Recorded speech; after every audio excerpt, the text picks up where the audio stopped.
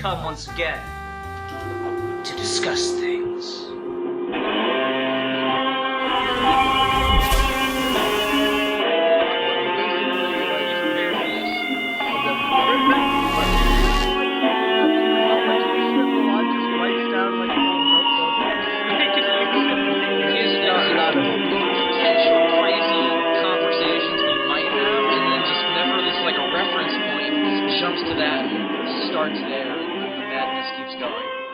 Pretty much. Yeah, all right. the gun... On that note, yeah. Hi everyone. Welcome to this week's episode of Geeky Gentlemen.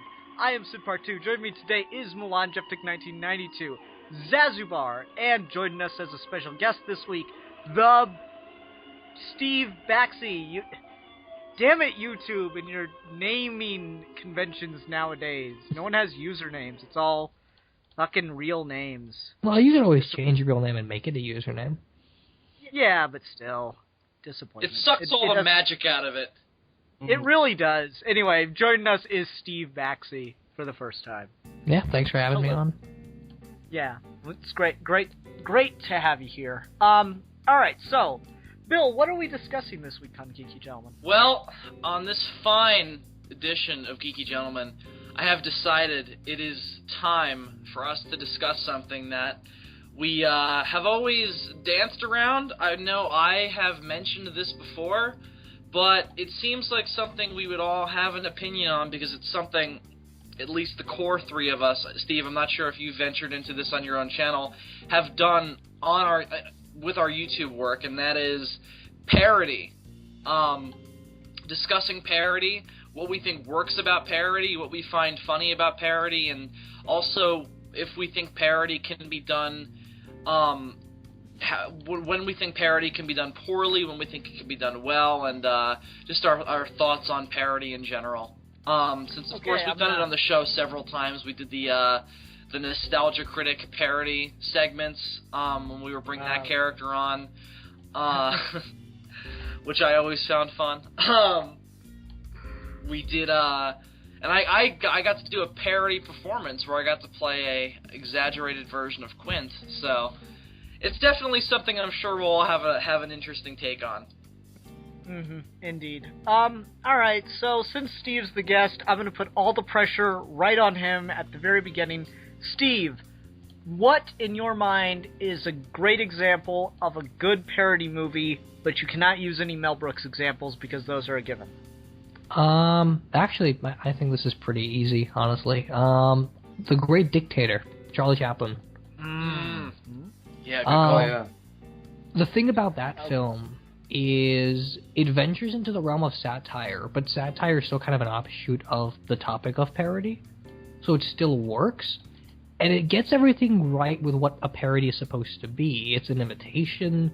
It's at the expense of whatever's being parodied. It's both comedic, it's original, and it's making a very vivid statement about why a parody in this case is valid or important. And it never gets too preachy about its context. Definitely. Wow. Weird enough, because that's the very first speaking role Charlie Chaplin ever had in a film. Yeah. Yeah, it was a big deal for him. He didn't want to do talking. Sorry, go ahead. Sorry, Steve. I was talking over you. Go ahead. Okay, I was just going to say, and this was the first time he felt like he needed to speak because he was so kind of outraged with Nazis and Hitler in general. Oh, yeah. Yeah, gotta love Chaplin. Great guy. Totally. Yeah. I mean, and it's so weird because, what a weight, if this will never happen before. I mean, it's a silent movie star, and the very first thing he ever fucking says is this long fucking speech about the betterment of humanity, and how we're all brothers, and how, dictators will die, and everything will be alright. And that's so profound. We'll never have that type of, profound, just kind of weirdly artistic profoundness ever again in that sort of medium, because everyone talks now. Okay, so maybe someone's just gotta be really quiet and do some profound shit to, reverse it. Weirdly enough, that'll I think... bring back the silent movie, Hold on. which gets us onto Mel Brooks with his film. Hold on. Silent. One more thing. It's weird because, Silent Bob kind of took that whole thing of, the man of few words whenever he says something, it's always profound, kind of Kevin Smith really kind of made that whole, that whole speech, that kind of the whole persona of the Charlie Chaplin talking something profound, kind of into a character of Silent Bob. Because whenever Silent Bob talks in one of his movies, it's most of the time it's something really profound. Yeah.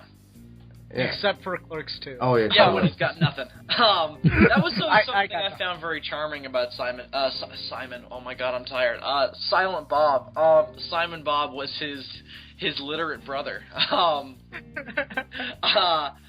That's something I always found very, very, very funny about Silent Bob, was that not only would he just, like, he's this mute drug dealer, but whenever he would open up, it's not what you would expect.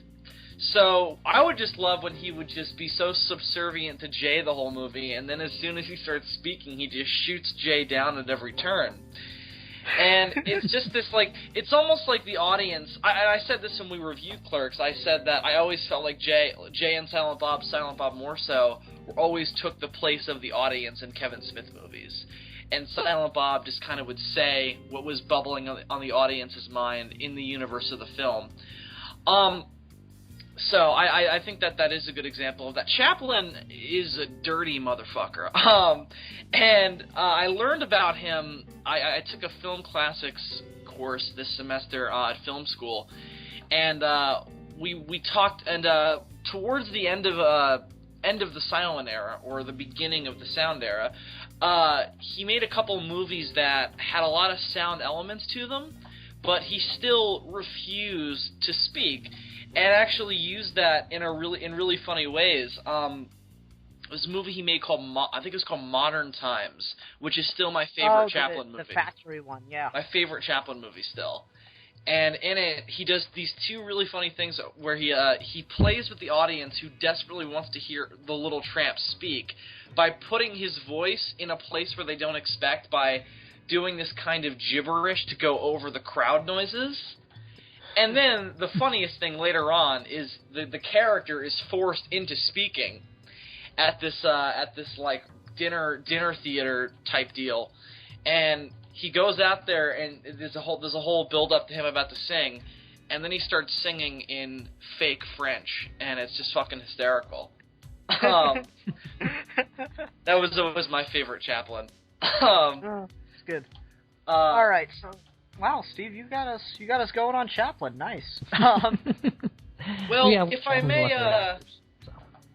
I may jump to an example that's a little different, in that I don't think it works quite as well as The Great Dictator, but I think it's a good example of parody done well.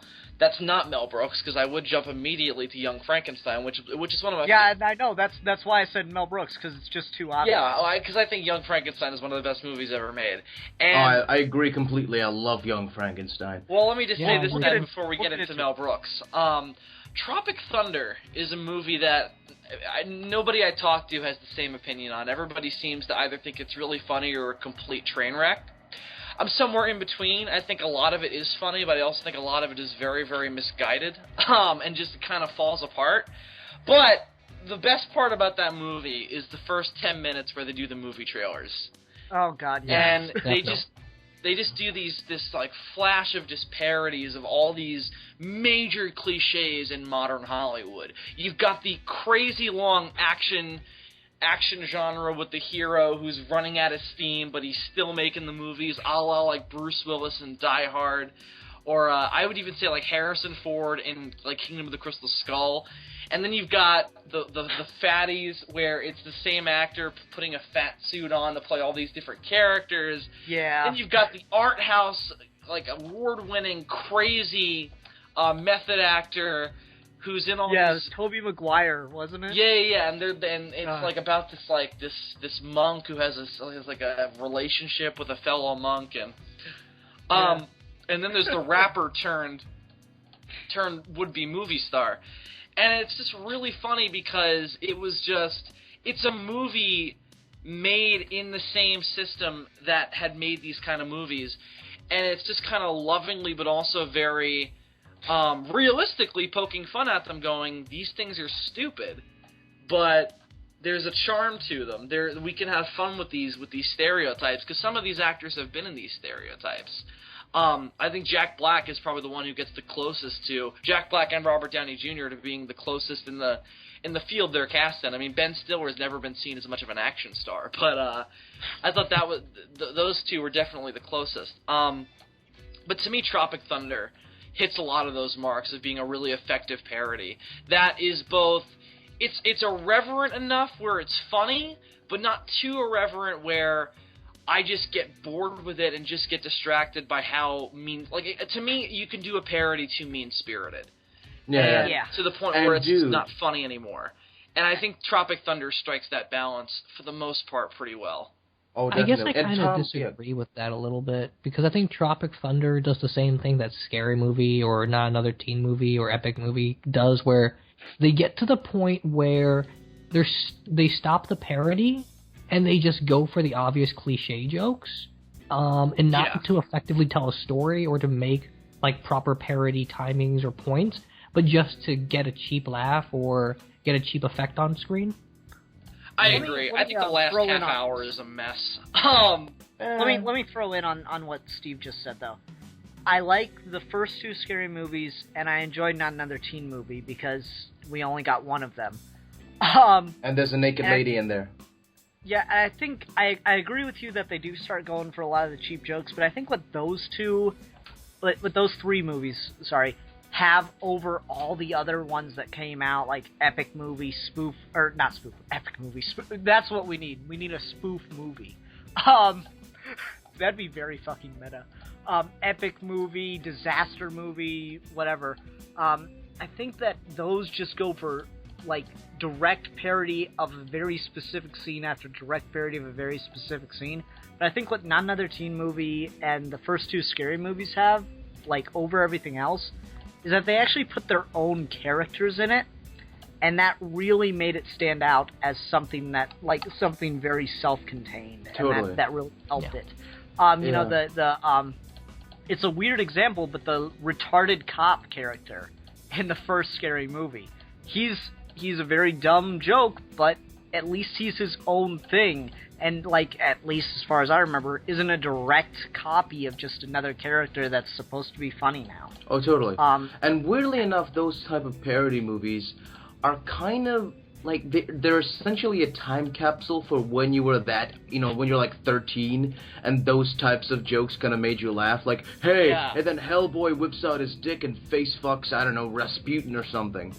You know, ha ha ha, joke. And that's just essentially what those movies are. Just, very young Milan making stupid sex jokes to impress his stupid friends. Yeah, no, I completely agree. And now for the comedy stylings of 13-year-old Milan. I agree. I've never really been into any of those, any like the Scary movies or any of anything made by that in that kind of style where there's no real plot of its own. It's kind of a bunch. Well, you got to remember what you got to remember is Scary Movie 1 and 2 were produced by the Wayans brothers, and then the people that bought the rights to Airplane started producing all the other ones, including Disaster Movie, Epic Movie, all that crap. Right. It's movie, I think. And to me, the problem is just not only are the jokes not funny, but they are trying so hard to make them funny and failing so hard that I just have to look away because I feel bad. Because I don't know. See, I think it's just embarrassing. Scary Movie. It's like, the Hulk is standing in the middle of a meteorite. Oh, and his pants flew off. Mm-hmm. See, I agree with that. What?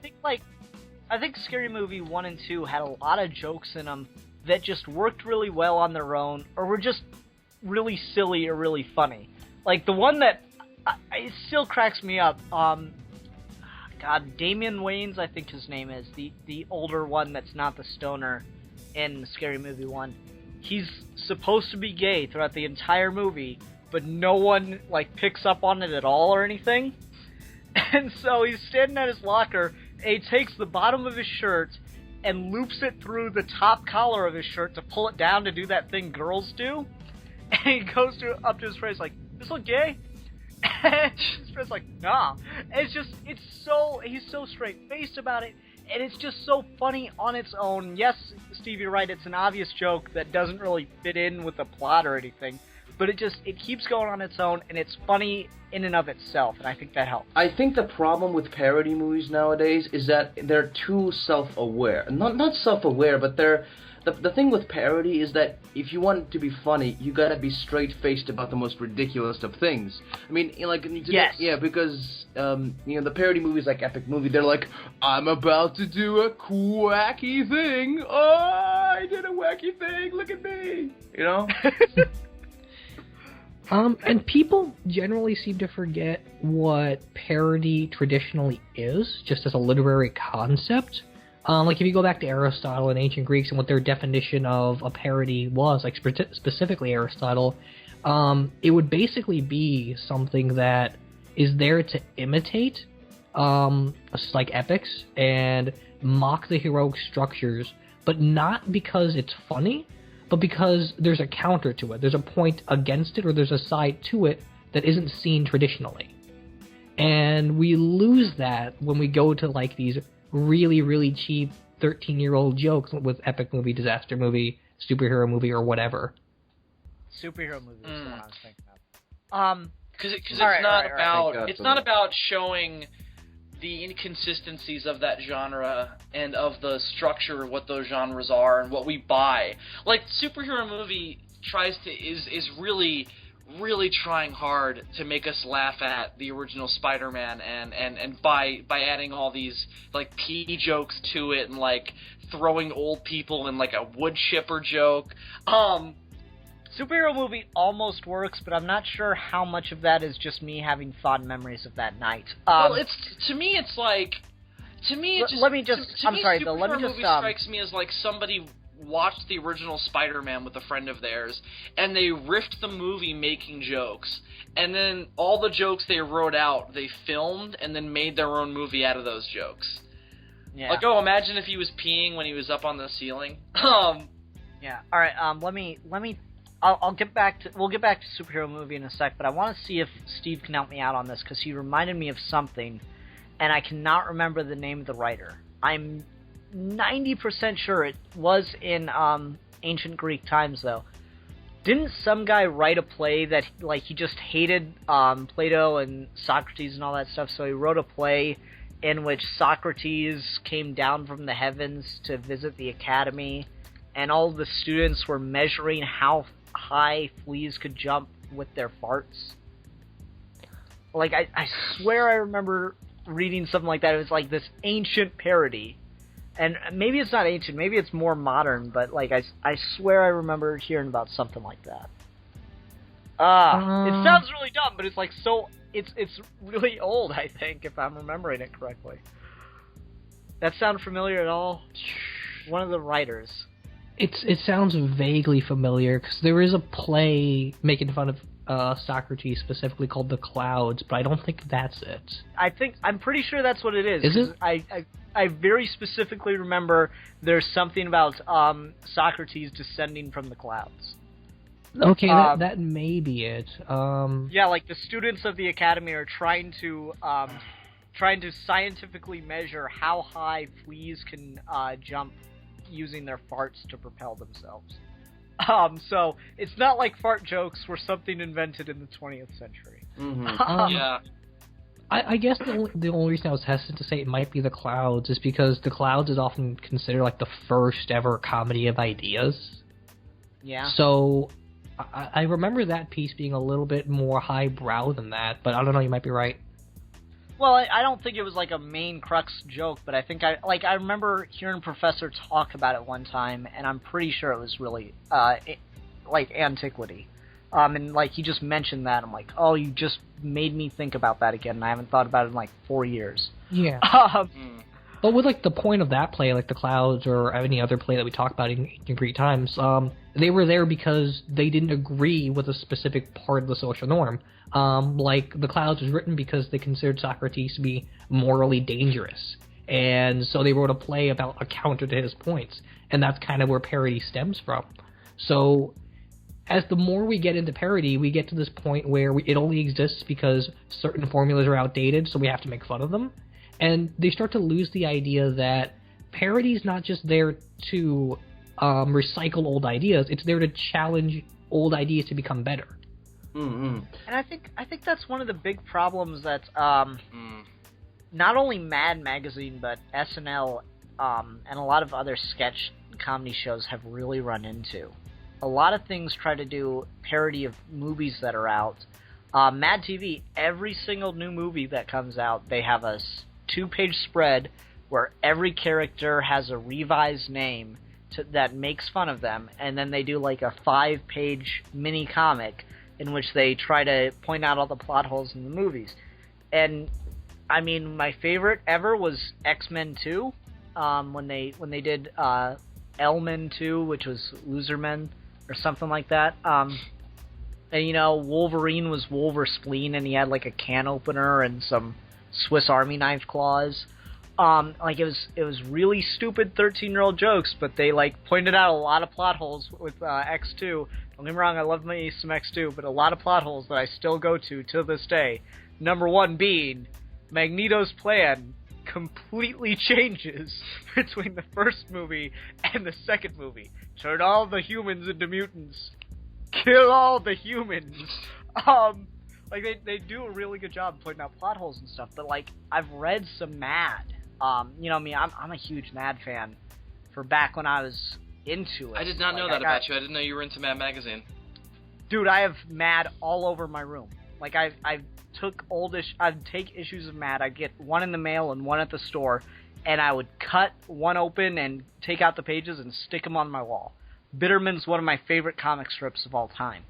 Bitterman. What is this? Yeah, Bitterman.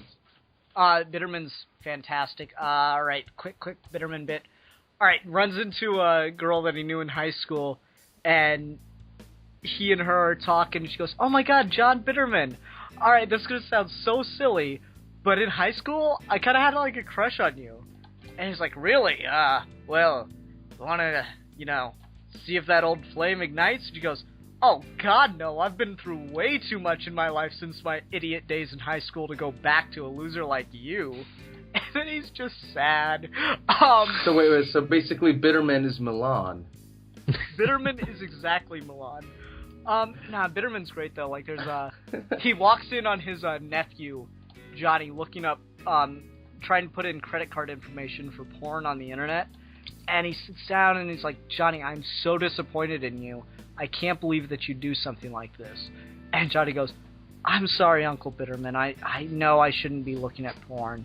It's like, "That's right." And the kid leaves the room and he goes, "Stupid kid. Does he know how much free porn there is on the internet?" Bitterman's fantastic. Back to my point. Like, I've read some Mad nowadays, and it gets really tired because they're just stretching for jokes. And if you watch modern SNL, like they had a bit a couple weeks ago called Black Jeopardy, and the premise was fantastic, and Louis C.K. was on it, and it was hilarious until it ended, because it just ends. There's no, like, conclusion to the whole thing. It's like, okay, and we'll be back with the next part of the game. It doesn't build at all. It's like, It's just like it kills the joke as soon as they possibly can, and then they don't conclude it in a way that the joke isn't built on itself.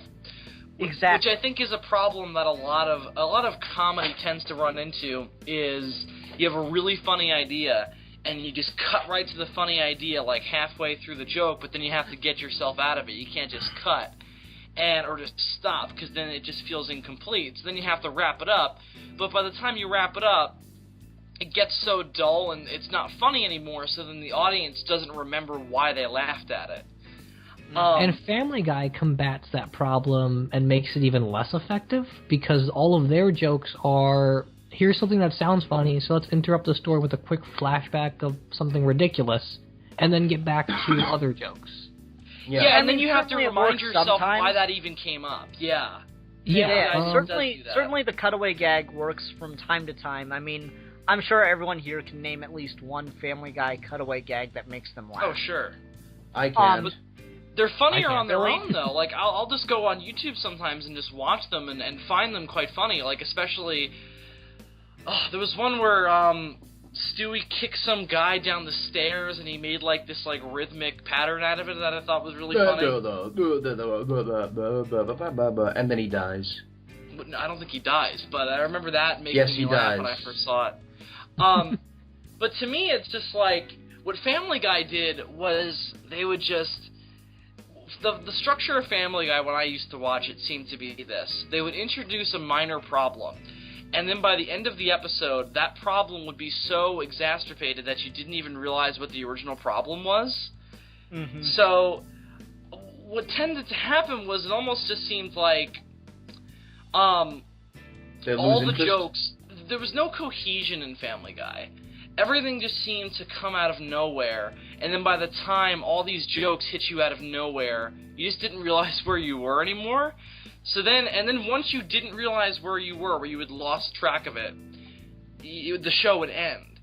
And I think never at this point we're kind of jumping into the area of comedy, but... And we're definitely going to get there. There's no avoiding it. Mm-hmm. Yeah, but like another thing with Family Guy, to your point, is that anyone can just randomly say something, and it's funny because there's no context for it.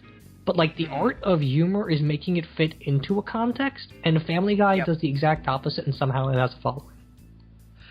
Well, like, don't get me wrong, like I said, I think everyone can name at least one cutaway gag that makes them laugh. Milan and Steve, I'm pretty sure you both said, I can't. But I'm pretty sure that if you look through enough, or if we even expand it to go to, like, Cavillate Cartoon Comedy, you can find something that gets a kick out of you just on its own. So I think Family Guy works better in just one episode bursts at best. But let's go ahead and kind of get off this because Steve's right. We are getting more into comedy than into parody. But something Bill said that like I think is arguably more satire, but I still think that these are kind of very close under the umbrella, like Steve mentioned earlier. Yeah, definitely. I think so. South Park. Yeah. Yeah. Yeah. I love South Park. I think it's a genius show when it's done really well. Yeah, I agree. You can argue that it's getting really tired, and I mean I can't deny that, but you know they produce a show in 6 days, and it's the most timely show ever. It is. Besides the news, it always takes its comedy right from the headlines, and it's not even necessarily news stories. Like, of course, everybody remembers the episode where George Lucas and Steven Spielberg literally raped Indiana Jones. It wasn't making fun of Indiana Jones and the Kingdom of the Crystal Skull. I mean, it was, but it was more making fun of the fan reaction, where everybody just felt so betrayed by it. And they just played that up so much to the point where it was funny. My favorite South Park episode will always be the World of Warcraft episode, though. I played Warcraft when I was younger. I was part of that that was part of that big huge pop culture moment where everybody played World of Warcraft, and it was like the most important video game ever created, and it was like a lifestyle choice. And there was just all these faucets. Are you gay? Bi or transsexual or straight? No, I'm Horde. I'm a member of the Horde. Okay. You know what I love most about the game? It just makes fun of so many parts of that. Like there was this scene in the World of Warcraft episode of South Park where you see Cartman sitting on the toilet reading the World of Warcraft owner's manual. I fucking had that book. On the toilet. It was useless. And he's just sitting there reading it like it's the most fucking important piece of information ever published. And it's not making fun of World of Warcraft. I mean, again it is, but it's more making fun of the community that's spouted up around World of Warcraft, and not even criticizing it, but using the potential of that community for comedy. Oh, and definitely. to me, that is effective parody. You take a concept and then explore all of the potential humor around it. That's why I love Young Frankenstein so much, because that's what I think it does with that premise. Let's go over to Milan, because he was trying to throw in at one point in your little rant over there. See, the weirdest thing for me in parody, and that whole genre of like, let's take something mundane and make it crazy and hilarious, for me, like, that never was the case as a kid. I'm like, even now, I'm like, yes, of course, terrible, horrible, just like, I do not understand most American parody. Like, I do in a way, but it's just like, this is just how things are, you know? You know, like, for me, the funniest of parodies is like, oh, we're a happy family. We love each other and care for each other. There is no emotional pain at all. We are rich, wealthy, and love each other. I'm like, that is hilarious. That is a lie. And then it's just like, oh, wait, people do live like that? And then that's when I start to make bombs. Yeah. I don't know if that's Joking! analyzing parody as just a sad revelation into the mind of a broken man. That is awesome. That's exactly what I was trying to say. Yeah. I don't know, like, alright, so Milan, still excluding Mel Brooks, because I think we're gonna have to give Mel Brooks his own entire section of this video. Oh, definitely. Milan, like, what is a good parody movie to you, then? And one that hasn't been mentioned already. The thing with parody, like I said before, the whole, you know, parody is such a large umbrella, and you risk of, you know, falling into that whole epic movie type of run. But with me, I like really hard parody. Like, that sounds so pretentious, but, like, I like it when, especially, not even comedy-esque parody, but parody that has something to say. Like, Baxi was talking about, that whole, you know, it's parody, but with a brain. It's not, you know, just, oh, let's see Socrates, you know, anally Iron fist. Sky? Well, yeah, exactly. It's comedy. The situation is ridiculous and far-fetched, but at the same time, it's entertaining, and it's a little bit more than just, well, like, haha, Nazis from space. It's definitely there. The Nazis from space are there, but it's kind of making fun of that whole, hey, Nazis have become the supervillain of modern culture, and you can literally do anything you want with them, and just add any sort of ridiculous fucking, a scenario, but as long as you put a swastika on it, that makes it all right. That makes, Well, no, wait, you haven't seen Iron Sky, have you? I've seen bits of it. Well, did you know that Sarah Palin is the president in it? Yes, I did.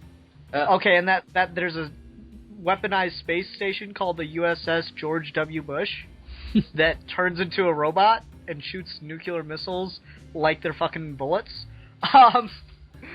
It's more of a parody of American culture than anything. I know, but, like, I just like Nazis in robot suits, and it's just, like, the thing, you can do whatever the fuck I just you like want. Nazis in robots. No, but you could just cut, because he hesitated to say robot suit, so you could just cut there, and put that on I'm blue. just gonna, like, yeah, I'm gonna I cut like that one Nazis. And I'm gonna do it there, too, Bill. Aha! It'll just be, like, 2 hours. But I did a really bad Russian accent, so you won't be able to recognize me. My tracks have been covered! No, that was a really bad German accent, my friend. So Schultz said it, not me. Dude, do like Americans, like, do any sort of bad, vaguely foreign accent just sound Russian to you? No. No. Not at all. Why would you even say that? I don't know, it's like anytime you sound German or South African, you're like, oh, I'm a Russian guy. That's just... No? No? When have I ever tried to sound South African? I don't know, I guess your accents are just hilariously, just bad, and I'm like, haha. Oh, don't you fucking talk about bad accents. I know, I'm awful. Don't open up this can of worms, Milan. We will destroy you. I have no doubt. Milan is like the worst voice actor of all time I am. because he thinks he's the most amazing voice actor of all time. I'm the worst. Like, you cannot give this dude criticism because he's just like, no, I'll just do it worse now. Oh, that is so true. Okay, anyway, alright, so where were we, though? Okay, South Park. I want to talk more about South Park. I think South Park, it does a lot of satire really well, but, like, if you look at things like the Family Guy episode that they did, or, Oh, yeah, the dugongs who write Family Guy? Yeah, that was funny as shit. It almost seems to be... It's fucking Family Guy joke. It terrifies you into almost being true. Like, that might actually be how Family Guy's written. Well, no, it's such a Family Guy kind of joke. It's, oh, well, this show's written by fucking, what'd you say the animal was? Dugongs. Dugongs. Because that's something only Bill knows. It's a very well-known species of animal, Lee. I don't know what the fuck you're talking about. I would have said a manatee. They're the same thing. Yeah, I know, but you came up with a very specific word, so I wanted to use that. Anyway. The reason why is they say dugong in the episodes. That's why I remember that. But they are the same thing. Manatees and dugongs.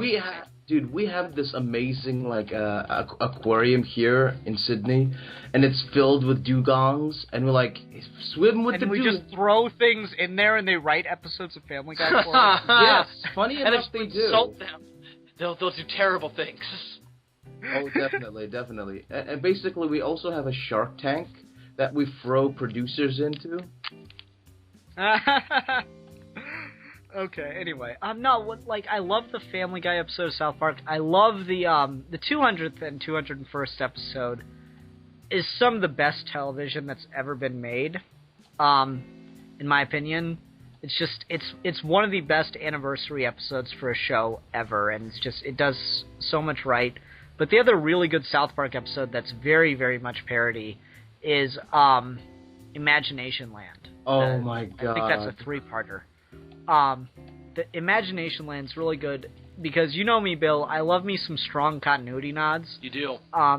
And fucking Imagination Land just has them out the wazoo, like when the fucking soldiers come across the Christmas critters, and they're oh, they're cute little fuzzy Christmas critters. Get the hell out of there now! They're raping us! They're raping us! I love when shows have really good continuity, but Steve's been quiet for the most part on South Park. So, Steve, what do you think about South Park? No, I just generally agree. I think South Park's a fantastic series. It does the political satire really well, but it also does a really good job of taking that really dumb 13-year-old humor and giving it some actual context. Like, it's not funny because it's 13-year-old humor. It's funny because these are like 9-year-olds with 13-year-old humor talking about 30-year-old topics. Yeah. There's a process to it. Definitely. And what I like about it is what they end up saying, or the messages, quote unquote, that South Park ends up giving are just so perfect. Like, I love the BP oil spill is a really good, really, really good example. When South Park did the whole Cthulhu thing, which, Milan, you have to be grateful it got Cthulhu popular. I suppose so. Cthulhu has always been popular. It was destined to repopularized Cthulhu. Well, anyway, it showed people who Cthulhu was. I mean, everybody else was just like, what's that squid thing? Yeah, but anyway. No, I think the BP, the BP the director oil of photography oil spill. No, in which there was a joke about a DP, double penetration. And it's just I seriously, I thought that was great. They just take the whole thing about how BP was all like, oh, we're totally fucking you, but since we said we're sorry, you can't be mad. You can't do anything about this. You're not allowed to be mad because we apologized. And it's just, that's exactly what they did. They just kept fucking up, and no one was doing anything. Yeah, and then they released an undead fucking, cosmic space deity of madness. Oh, sorry. My other favorite South Park episode is the pee episode, where it's the water park that gets filled up with all the pee in the pool, where the water is 99.9% pee, and it's 0.1% water, and it has one of the greatest songs ever put to screens anywhere. Minorities in my water park. I will forever quote that song whenever I. That is the national anthem, dude. That is the national anthem of all Republicans everywhere. No, it's the national anthem of a bunch of dudes hanging out at a water park, because you just go and go, minorities. No, it's that exact song out of context, even with the water park bit thrown in. It's just every time Republicans are together, they sing that song, regardless if they're in a water park or not. Okay. I think really one of the funniest moments in that episode is where Cartman thinks he's the last white boy left, and they're in the middle of the fucking of the pee-filled water park, and I think it's either before this point or after this point where he turns to Kyle and goes, "There are more minorities than us now," and then Kyle goes, "Well, doesn't that make us the minority?" And Cartman just collapses, and he has a psychotic breakdown. That and that episode has two things going on. It's got that going on, but then it's also got the more crude pea humor going on. And while it's crude, I love the moment where they're talking about the cure for the pea and for the pea madness, and they just take a monkey and they piss on it. And it's like, look how mad it is getting. Truly, it has been overtaken by the pea madness. And it's like, well, you try getting pissed on, motherfucker. It's not that bad. Okay then. Let's just learning more and more about Milan's life every day. Oh, definitely. Steve? What's a top-ranked episode of South Park for you that we haven't mentioned?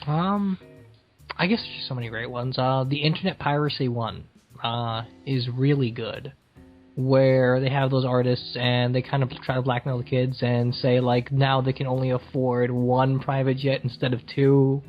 Yeah. And a great thing about that episode is that it doesn't endorse piracy per se, and it kind of capitalizes on the South Park of never letting either side go. Like there's always a argument on both sides, and South Park remembers that. Like even with the internet piracy, yeah, it's a crime, but it's not as big of a deal as the artists make it out to be. And at the end of the day, it says, why can't we just have art for good art? And the entire group of Hollywood or record labels or whatever, like, no, we need money. Yeah. Yeah. The thing with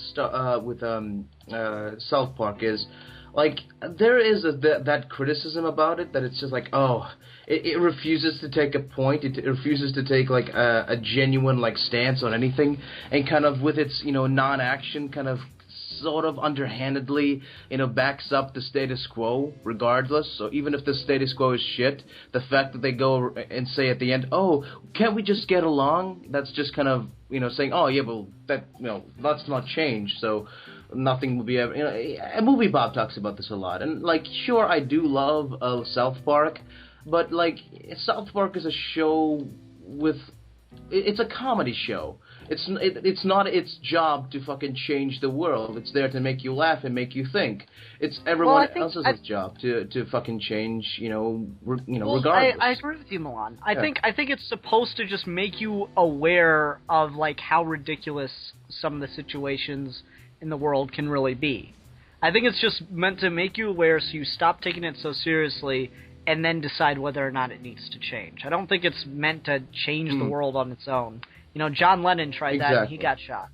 To me, and to piggyback off of your point there's also, because parody isn't just artistic, but it's also more social. Like, there's parody religion. And, like, the giant flying spaghetti monster. Or just other really weird ideas, like the pink unicorn religion, or the Landover Baptist Church or whatever. The Fonzie religion. Or the what is it? The teapot in orbit behind Jupiter or something. Yeah, like, it's so weird. Like, I don't think, like, I'm not really in that whole debate anymore because I find it kind of repetitive and pointless. But it's like, most of the time, most, like, religious people don't really get that that's a parody. They're like, that's ridiculous. How can you believe in a flying spaghetti monster? It's not meant to be taken seriously. It's a joke. Well, I mean, to an extent it is, because the reason those parody religions are there are not just because they're funny, but it's because they want religious people to realize that there's an ambiguity and an inherent problem with logical thought in religion. And the moment you're able to admit that, the parody is okay. Because the definition of faith is that it's not known knowledge. And when religious people start to force it on as that, you get these kinds of parodies that say, well, no, there is a difference between those two. And you can't, don't have Flying to Spaghetti Monster just started out as a joke to get rid of the, as a joke against the, as a joke against creationism or intelligent design being taught in classrooms. And I still say, fuck it, teach intelligent design in classrooms if you can find any, substantial evidence that would actually make it be sort of taken seriously. Ian, have you heard Kirk Cameron? We can hold bananas in the palm of our hands. Truly, that is the work of God. Things, because, like, all right, just tangent mode, but I gotta comment on that. So the guy goes through that whole thing, but here's the thing. Have you guys ever seen a banana that hasn't been modified by, hundreds of years of, genetic engineering, basically? Yeah. It doesn't turn from green to yellow to brown. It doesn't, have 3 ridges that perfectly fit in your hands. And the seeds are big as shit, and it's a bitch to peel. There's just so much wrong with that argument. Well, it's also... Yeah. Also, the thing is, bananas aren't really bananas anymore. There's just been so much genetic mutation over the years that they are. I'm not going to pretend to know as much about this as it's going to sound like I do. This is probably wrong, but as far as I know, the bananas that we eat now are not actually what bananas are. It's a genetic mutation. I think it's technically a plantain of some kind. We're eating fruit mutants, essentially. Well, we're eating a genetically engineered and a naturally genetically engineered. Although I suppose all nature is genetically engineered, but to a certain extent. We are monkey mutant peoples with sentience. We are hairless apes. If you are ever tempted to take life too seriously, just remember. We're a bunch of hairless apes piloting an organic spaceship through the universe. Exactly. There's a really great quote before we move on from this topic. It's better to be, humanity is the place where the rising ape meets the falling angel. And I think that's a really, really profound thing that was said by Terry Pratchett. Before we move on from South Park, since I think we're kind of winding down on that, what I've always appreciated about it, because this is a philosophy I share, is that the philosophy of South Park to me is not that nothing is sacred. I think it's more of we take everything too seriously and we need to be able to learn to laugh. Otherwise, we are living in the shitty society that South Park depicts. And we are really as stupid as South Park depicts. And I think to me, that's always what I've taken away from South Park is it puts humanity down to the lowest it possibly can in order to prove the of how potentially stupid we are. Potentially? Bill? Can I ask a question here? Sure. If I remember correctly, back when we first started doing the show, at one point we mentioned South Park maybe off recording, and you said that you hated it. What has made you come around on this? I haven't been watching it for the past few years. I don't know. I just kind of got sick of it. And I don't really hate it because I do see... And I do enjoy it, though. Like you've heard, I'm laughing at things I'm describing from the show. It wasn't a quality issue. It was more of just the... Oversaturation. No, it wasn't even that, because I'm not a hipster like you. Shut up! Stop calling me that. I'm not... No, the reason was just a personal reason. They made a joke that really got to me really personally. So I just kind of it just exploded into this offends me, so then that means that the whole show's bad. And I really just kind of proved the show's point of taking something too seriously. Because I look back on what I did take too personally, and doesn't mean I have to like the point they're making, but the point that they're making is still valid, and I still took what they said too seriously. What was the point exactly? If you don't mind divulging it. I'd rather not get into it. All right. Okay. All right then. Before we move on, of course we're moving on from South Park, but I think we covered this already in our Boondocks episode. But Boondocks it's like a really clever parody, but while also being funny. Well, I think Boondocks is more social criticism than direct parody. I mean, it's pretty good parody of, rap culture, but that's, once you have to have the word culture, it's not parody of any specific thing. Whereas South Park will take a very specific thing. There's a whole episode about Inception, and what do they do to solve the problems at the end? They have Freddy Krueger show up. I would love to like that crossover. I'm sure there's a fan fiction somewhere that is reasonably good that's already been written with, a crossover between Inception and Freddy Krueger, but yeah, I think it'd work. I think it would work. But yeah, Boondocks is great, but it is more social criticism than parody because it doesn't take any specific thing and parody it. It goes for generalizations about the culture. I think. Right. It's more paying homage. Which is where I think the line between parody and satire really is. Between, is it a very specific thing that you're directly making fun of, or are you doing kind of a general thing throughout?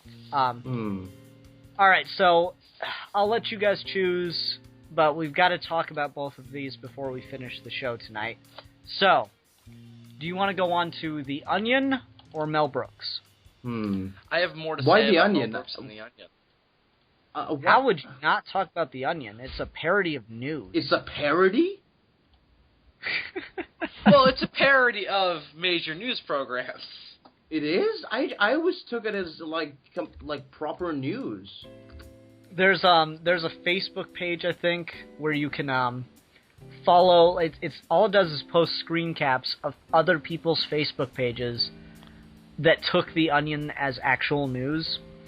And the crowning achievement of this page is a U.S. senator posted an Onion story on his Facebook about how he was shocked and offended that there was an abortion mall being erected, and how he would do everything in his power to get it. God bless America. An abortion mall. Oh my god. Yeah, a mall full of abortion shops and abortion I don't know what's the word, satellite abortion shops, things that that don't offer abortions but offer things related to abortions. Right. There's an entire mall just full of that thing for abortions in wholesale. Is how the senator described it. You know what's sad? There are some people out there in America and in the world somewhere that actually believe that such a thing could and most likely will exist one day. Well, that's what the fucking dude put on his goddamn Facebook page. Yeah, but The Onion is fantastic. You thought it was happening now. Yeah, the Onion is just absolutely fantastic about how it just, every single part of it totally bites away at not only news. They've started doing television shows now. About a year ago, they were doing like a reality show called Sex House. And what it was is the premise was they put 8 nymphomaniacs in a house with a bunch of alcohol, and they would film them, and they'd all be having sex, and there was like a fucking counter. Let me rephrase that because it sounds like people are having sex on a counter. There was a little clock that would count the number of times people had sex with each other. And, honestly, I explained that premise, and tell me it doesn't sound like something that you would actually see on MTV. I'd watch it. Really? Funny you should say that. There's an actual, a porno internet show that essentially is that. How about you, Steve? Any thoughts on, would you watch Sex House? I would not, because I'm just not part of that crowd, but... Look at us! Look at Amalani's judging us and shit. Oh God! How dare you! With his high standards. Oh, you social, you elitist! How dare you! I just think when people make fun of sex, it's not very funny. So, but anyway, about The Onion. Oh God! I've gone through my whole life making fun of sex. Yeah. The weird thing about The Onion is that it's pretty easy to take it seriously because they are so good at writing things with a straight face. And a lot of their news titles, like their headlines, are legitimate stories in the news, but there's a snarky undertone to it, which is what eventually turns into the parody of news. So it's a really fine line. I can understand why people mix it up. At the same time, The Onion and Jon Stewart and Stephen Colbert, those are all things that we need, because just politically, there's a lot of things wrong with the news and broadcast system.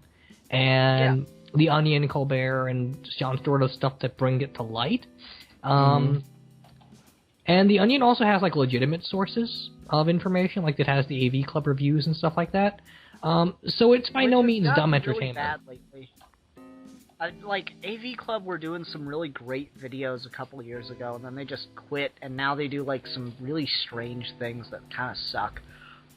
But no, like, I love Onion for a while they were doing all these different shows, and they've really dropped off of it, and I guess they're just, trying to do that Amazon show, and they were doing that independent film channel show, so I guess they lost the money for it or something. But, like, they had a freaking news panel talk show that was just, oh my god, it was absolutely fantastic. It's just a bunch of fucking talking heads sitting in a room just yelling at each other, but they made it hilarious. They're like, should we be more afraid of our dreams? And it was like talking about the number of Americans who experience vivid nightmares, and like these panelists, they talk about it just like fucking panelists do, but they're like saying, they're describing fucking nightmares. I remember last night I had a dream about being attacked by 1 million dead babies, and I had to fight them off with a popsicle. But they say it just like one of those fucking, like, Bill O'Reilly motherfuckers did. And it's just, it's so good. But no, I miss Onion's, more expansive stuff. They've started doing TED Talk parodies, which are okay, but I don't know. Well, I like when Onion really spreads their wings and gets about everything that it can, because it started out as just newspaper stuff. Well, that was really silly. I mean, TED Talks, they have Comic Book Girl 19 doing talks, so, yeah, I'm being a dick to her. I feel so bad. She's awesome. I'm sorry, Comic Book Girl 19. You're good. You're not bad. You're awesome. No, she's pretty awful. Why? Everyone keeps saying that. It's like a fucking echo chamber. Everyone says that, and now I'm starting to believe it. Why? What did she do? Comic Book Girl 19. Comic Book Girl 19. It's like everyone says that she's like pink hair and tits. That's who we're hating. She has no tits. How you can't make that argument against her? All I know is she does nothing but show cleavage in her videos, and that's the only reason she has any subscribers. She has a robot. Yeah, sure. Who fucking subscribes to a show for a goddamn robot when there's a girl with tits? She has no tits. What are you talking about? Okay, anyway. The outrage of a man against bosoms. A man on his last legs. It's not important. Let's get off Comic Book Girl 19, because honestly, she doesn't need the press. Not that we have that big of an audience, but hey. The press. 5 people will know her name now that didn't. Oh my god. Exactly. Oh my god. But I don't understand. Everyone gives her hate, and Dude, let's fucking get off of it. It's not important. Okay, fine. I'm sorry. I'm just curious. You just always, this is the 3rd time you've brought her up on recording. I'm like, do you just, want her or something? Anyway. I don't want her. What are you talking about? Anyway, let's move on. Alright, so I just wanted to bring up The Onion. It seems Steve and I are the only ones that really have anything to throw in on about it. I think it's great. I'm just not as well exposed to it as you guys are. So I just didn't have much to say, but I do think it's great whenever I do hear it. Mm-hmm. Alright, just one final thought on The Onion. I have a t-shirt that has their most famous article on it, and it's great because it's just a picture of Neil Armstrong on the moon, and then you got the headline, "Man walks on fucking moon." It fully embraces how awesome that fucking is. But Ian, don't you know that was a conspiracy by people and shit? Only in America will people believe that professional wrestling is real and that the moon landing was faked. Yes, thank you. And only in Russia will people throw condoms filled with human feces at gay people, but also elect Vladimir. Well, that makes actually. Though they would elect Vladimir Putin as president. Would they? Okay, I don't know where that came from. I don't know. I was trying to be, I'm not good at parody. Parody has been illegal in Russia for so long that I'm out of practice. You are not allowed to laugh, smile, or make jokes in Russia. It's funny you should say that, because Russia is also where we get, crime and punishment. Yeah, totally. Oh, I love Russia. But dude, you know what the thing with Russia is? I'm starting to notice, I'm starting to get this horrifying realization that guys like Dostoevsky and Tolstoy and whatever, all these really interesting humorists that wrote The Idiot and all that, I just think they meant it wholeheartedly. like Russian people are far too genuine to like understand what parody is, and I'm like, oh my god, like, are you serious? Is this completely coming from the heart? And that's what I. Steve, help me out. Is Crime and Punishment where the dude decides he's just gonna kill somebody? Yeah. More or less. Yeah, yeah. I just got it mixed up in my head. Yeah, Sorry, I just wanted to it's the one where the guy kills the shopkeeper and the whole book's about his guilt. Okay. It's really like he kills a. It's what? It's what? Steve, go ahead. I was just saying it's extremely Nietzsche. Yeah, I was just having trouble placing it in my head. Yeah. It's essentially this college student with a. It's essentially this kid who this young man who thinks he's like God's gift to women and the world, and he says like, I am the Ubermensch, I can kill and laws don't apply to me. So he like beats like a little old lady with like an axe to death, and like he goes around, oh shit, I just killed somebody, and it's essentially Yeah, and essentially, basically, it's that he got kicked out of college because he lost his scholarship, and it's about how the depression in Russia caused him to lose all his money, and he was forced to kill a shopkeeper, but he rationalizes as him being like this morally higher Ubermensch being, and at the end of the day, the book is just, that's not how life works, and there is punishment to each crime, hence the title. Interesting. Indeed. Milan, I'm surprised you actually have read this. Dude, apparently anyone that complains about their problems is just like bitching, and you can't stand it. I find it hilarious because the guy is written like he's like I'm the like he's essentially sounds like a fucking supervillain. He's like and then he falls in love. Oh, it's hysterical. And I've read bits of it. I'm a fucking college student. I don't have time to read for pleasure. I don't have time for your books. I really don't have time to read for pleasure. Your words. If I can't find an audiobook of it, it's just not happening for another year. Anyway. Fight the power. Well, I mean, I'm in college and I have time to read all the time. Well, you're actually smart. You know. Fuck you. Do you have a job? I do. What do you do? Okay. Do you have 2 jobs? I don't, but I have an honors program.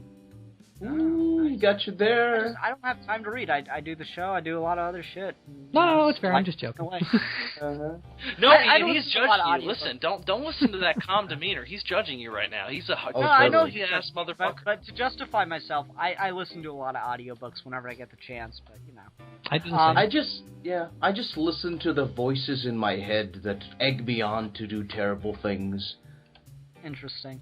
All right, so that covers The Onion, and interesting reference to Crime and Punishment there. All right, so let's move on to something I'm sure everyone's been waiting for the whole video. But like, I knew if we started with this, we'd say everything we could possibly say in like 5 minutes. So let's go ahead and move on to the one, the only, the true king of parody, in my opinion, Mr. Mel Brooks. Who? Yeah, right? What to say? Young Frankenstein is one of my favorite movies of all time. I tried to rewatch it today, but my laptop wasn't letting me, so that was really annoying. Yeah, it's my favorite adaptation of the Frankenstein story. And it's not just because it's hilarious, but I think it encapsulates all the themes and all of the character implications of that story. It just also happens to be hilarious and has Gene Wilder screaming his head off. Anytime that guy just screams, Gene Wilder is my favorite actor, like American actor ever, because that man can scream and he has the face of like an angel's behind because you just can't look away. All right. Anyway, Bill, to add to your point, though, I really think that's like I've been waiting for someone to say something akin to that, but I think that's what makes a great parody, is when it has so much reverence for the thing that it's like making fun of. Indeed. That it's still funny, but it could actually fit into that universe rather well. Yeah, right? Because that's what all of Mel Brooks, or not necessarily that universe, but you can watch it after watching films in that universe, and it really feels the same. Yeah. Some of his all early of Mel work, Brooks' movies. it's fantastic because it's not like he's going in and making a parody. It's a very natural story that just goes into a parody. It's very basic writing, and it's extremely natural. It's not a forced thing that you'd get later on. Oh, totally. Mm-hmm. That's the thing. Like, it's good parody is where it comes, not naturally exactly because it's all scripted, but it seems more. It's the comedy flows a little bit more natural. It's not like with epic movie. It's like, oh, we're gonna take a thing from a movie and make it ridiculous. Oh, wink, you know. It has a bit of a and cheeky certainly wink, he but does yeah. that. Yeah, he certainly winks. he does that yeah. stuff. I was watching High Anxiety, and the way he gets to the point where he has to, like, you know, he had to have parodied Psycho, but it's such a very specific scene to try to parody. You got to parody the shower scene in Psycho. So the way he does it is he's got like this bellboy that he asks for a paper and the kid forgets it, so he's like, no, I need that paper, and then he like runs into his room while Mel's taking a shower, and it's like, here, take your paper, take it. It's just like stabbing him with the newspaper, and it's ridiculous and it's silly, but it just works because you would totally believe that there's like some kind of unstable bellboy, and the way he gets out of it, because otherwise it would feel like it's just so fucking random. The way he gets out of it is he's sitting there on the shower floor, and the only reaction he has to the entire situation besides screaming in pain is that kid gets no tip.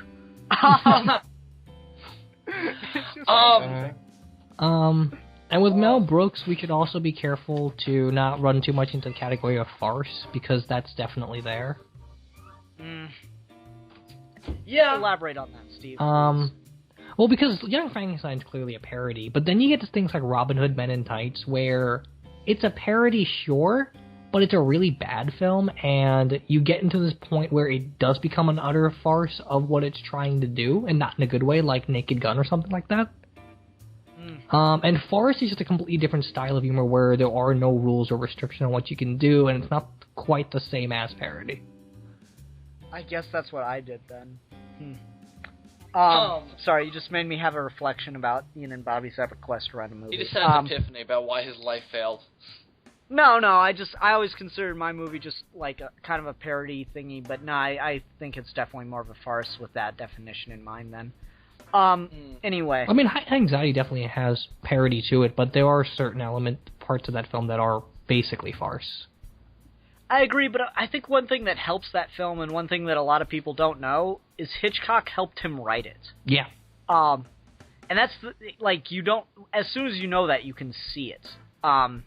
It just starts to jump off the page. And, there are farce elements, but some of those farce elements are just absolutely fantastic.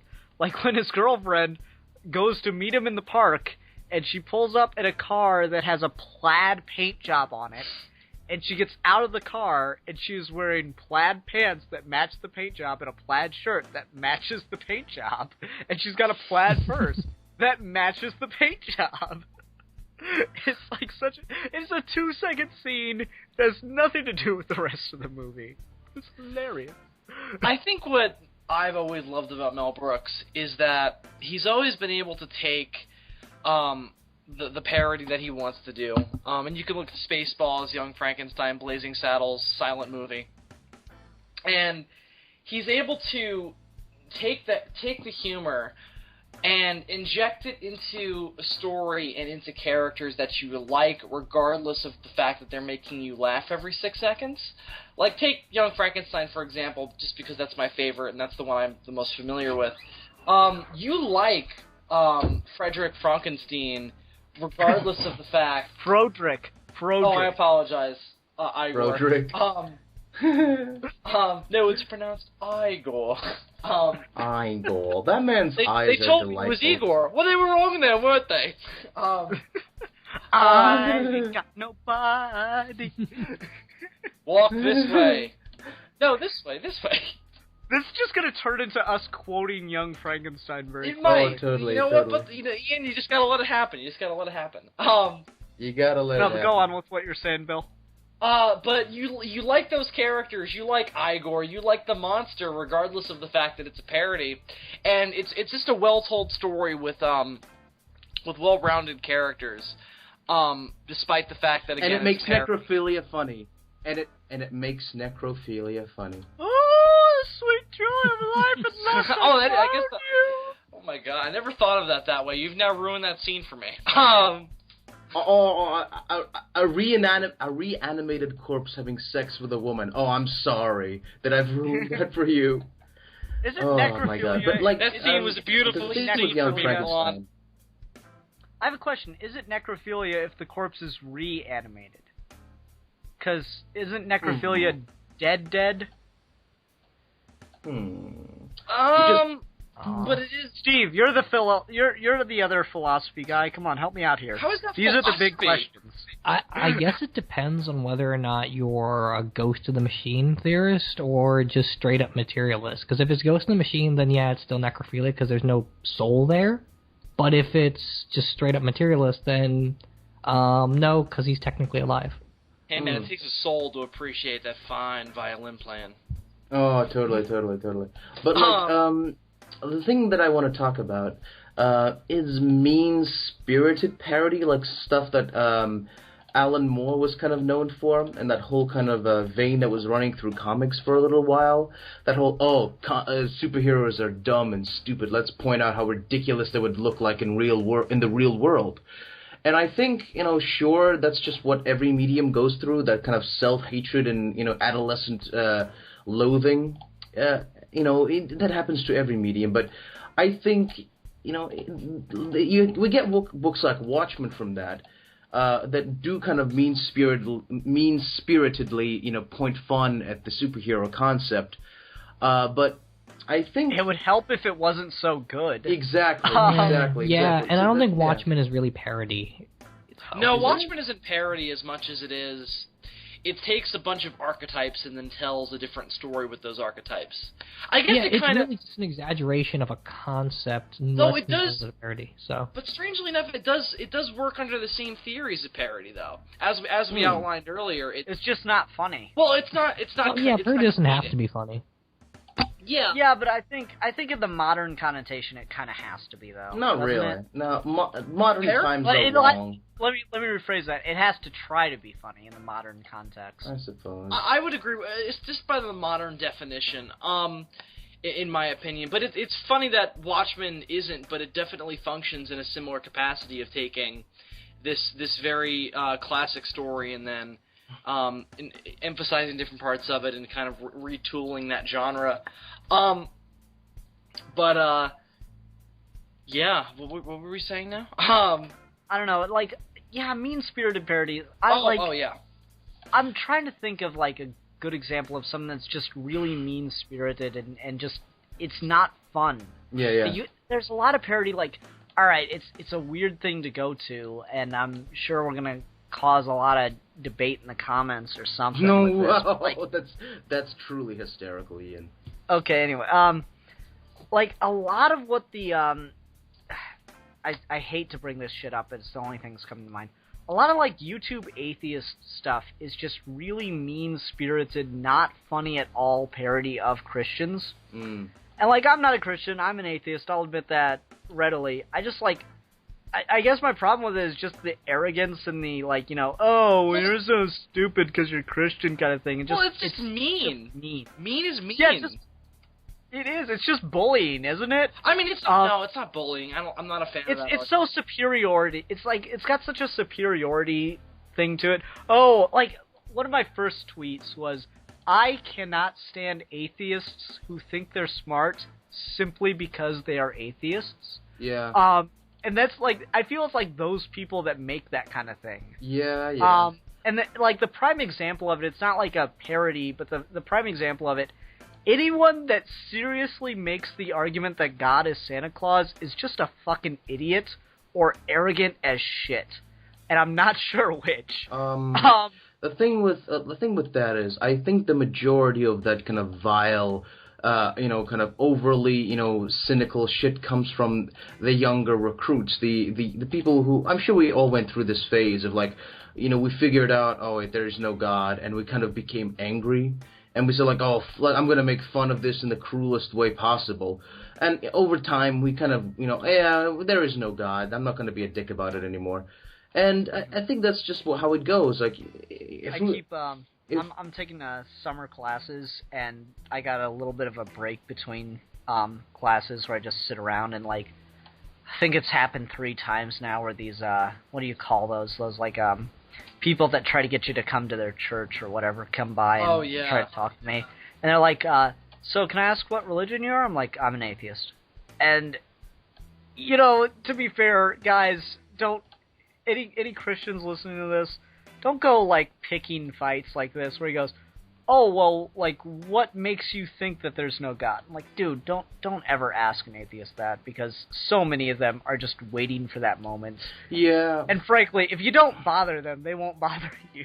Exactly. Like, funny enough, there is this, like, where I live in Liverpool, there's, like, this, near the shopping center. Like, I have this happen to me, like, more than twice, like 5 times or so, where basically I'm walking home with a trolley full of food, and, like, this guy, like, hands me, like, a pamphlet for a revival or whatever.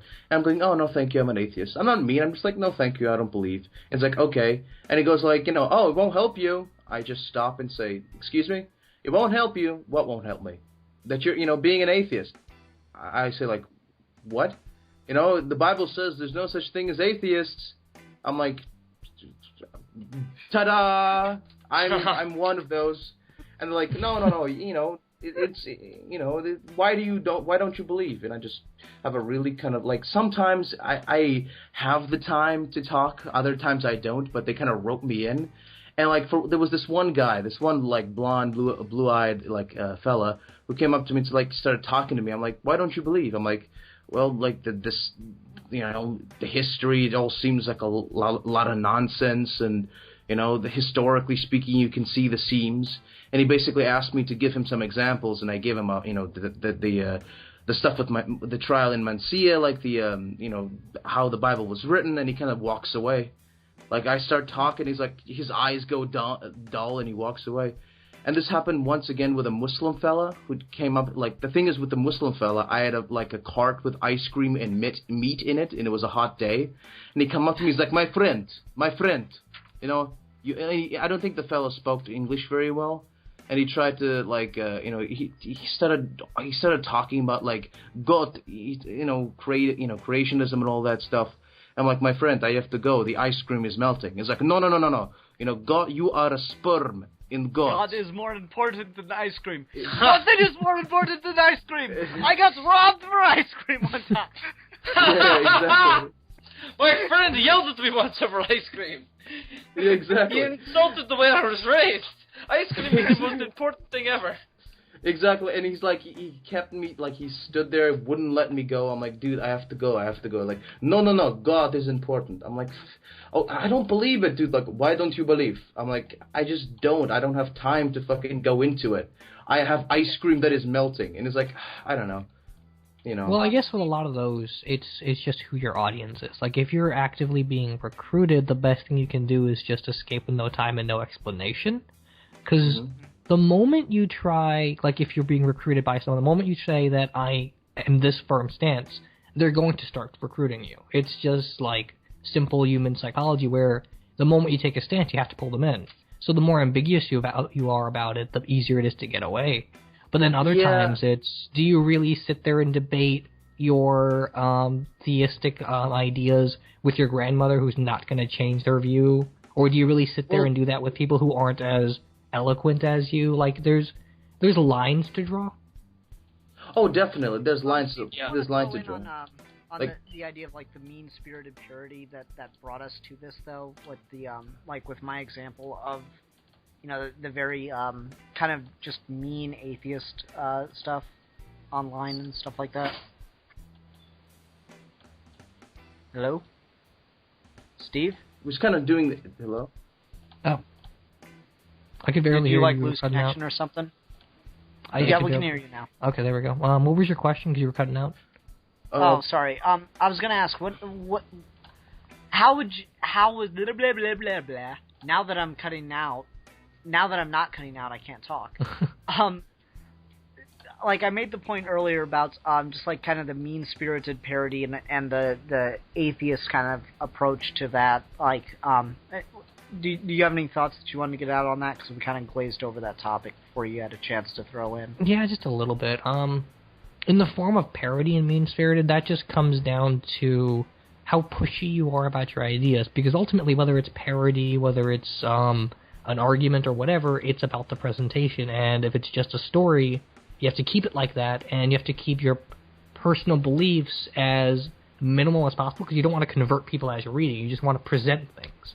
But with definitely with certain people that parody just to demonstrate how stupid something is, there's still a way to do that. Like, you can tell people how dumb it is to have the idea that the Earth's flat, but you can't do it by being overly insulting about it. Like there's an art to being blunt about things, just like there's an art to just being indirect about things.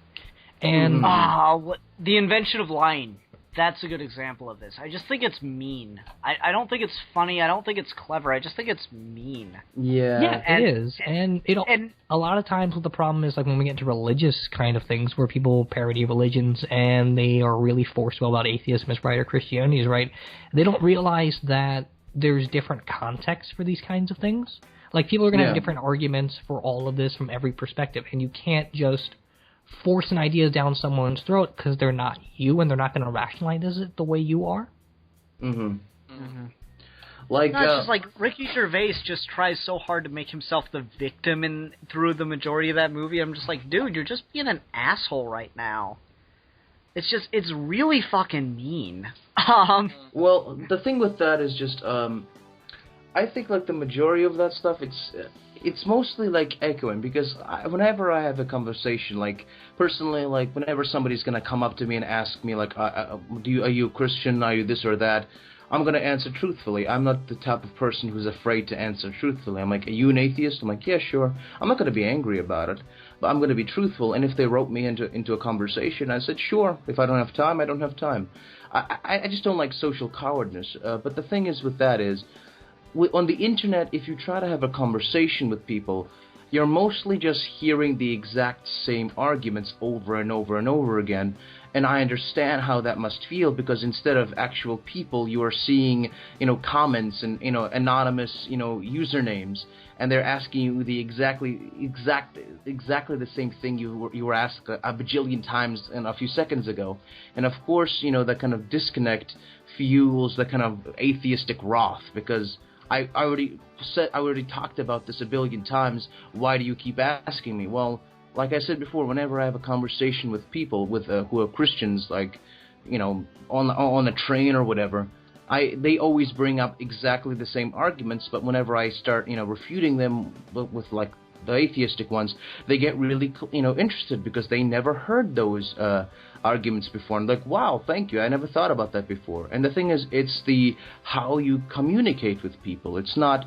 I know it's hard to do on the internet because you can't be nice to literally everyone because it's just text on the screen. But like, some people don't.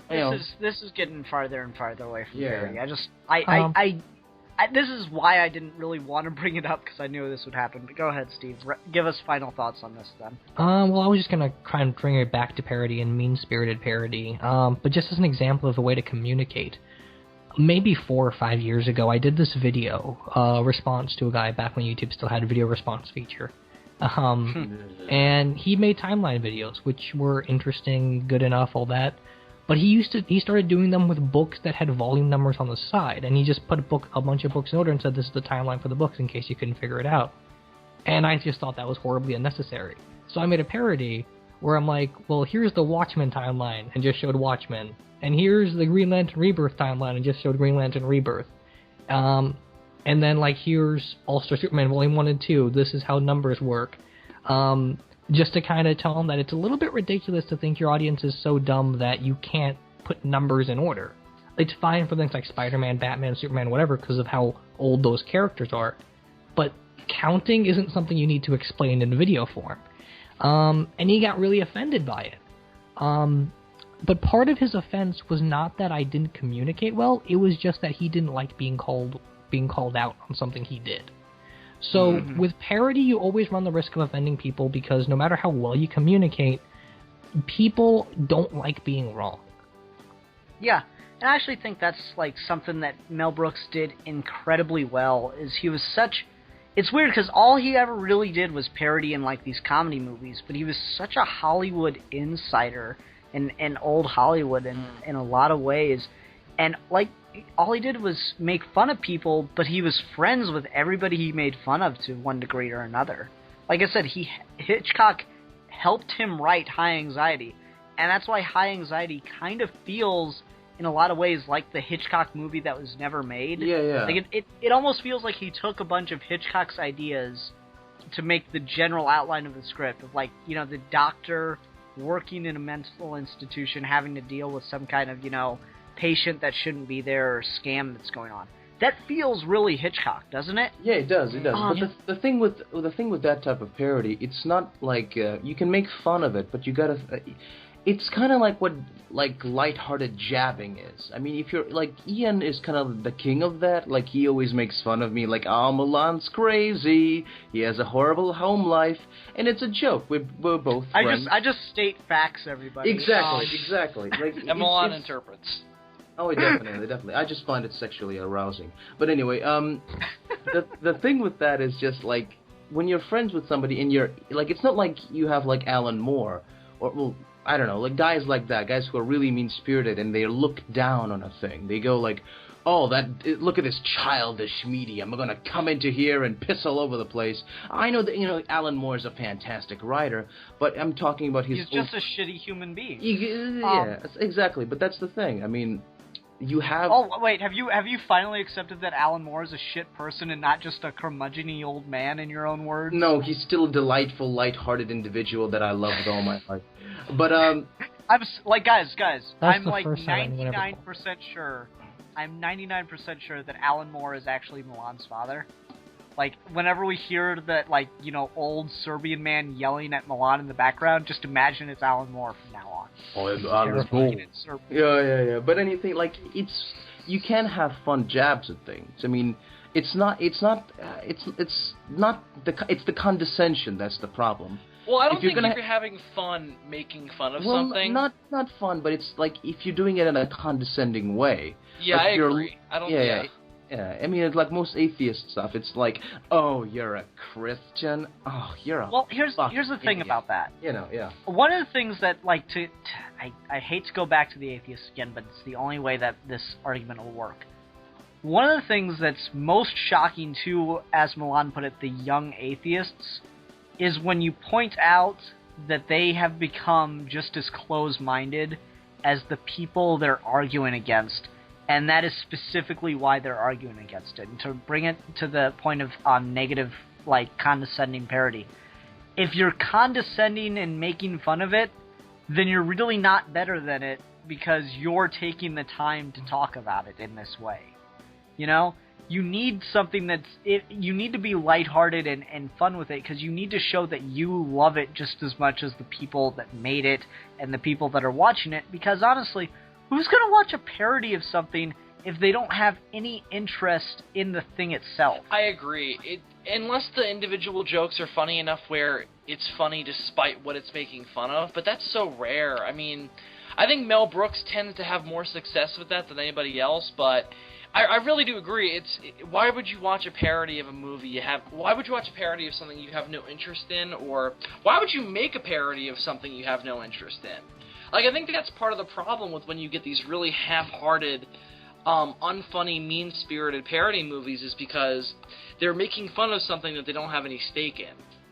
So, for instance, if you and I sat down and said, let's do a parody of My Little Pony and make fun of it, I mean, it's not going to be very good. And, I mean, like, let's make a story-wise, like, parody of the show. Because we would sit down and we would have the bare-bones concept and just make so many jokes about that particular core concept of talking ponies that are colorful that it would just stop being funny and nobody would be able to watch it and laugh because we're just being mean-spirited towards that property because we have no affection towards it or no knowledge of it. I think that's the case.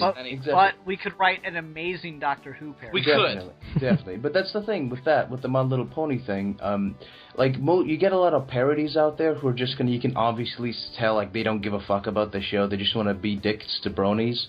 And, there's these cute, lighthearted characters. Let's make them butt sluts and drug addicts. Yeah, and, honestly, that was something when you picked the My Little Pony topic, I was like, I'm so worried that we're just going to come off as one of these people that just make fun of someone else's fandom, and I don't want to do that. And, a couple weeks ago when we were doing the Star Wars video, and all you did was fucking bitch, I'm like, dude, just be graceful, be polite, have some fucking respect.